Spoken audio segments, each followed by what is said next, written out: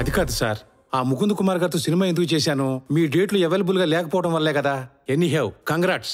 Recent గా release అయిన మీ తొక్కి పడేస్త సినిమా థియేటర్స్ లో హౌస్ఫుల్ కలెక్షన్స్ తో అదిరిపోతుంది. మీరు చెప్పే ఒక్కొక్క డైలాగు థియేటర్ లో వన్స్ మోర్లు. మరీ ముఖ్యంగా ఇంటర్వెల్ ముందు చెప్పారే, నువ్వు 1 చెబితే నేను 2 చెబుతా, నువ్వు 2 చెబితే నేను 4 చెబుతా, నువ్వు 4 చెబితే నలిపి పాడేస్తానన్నారే, అబ్బబ్బబ్బబ్బబ్బ అదృష్టండి, అదృష్టం. Thank you very much. అసలు ఎవరితను?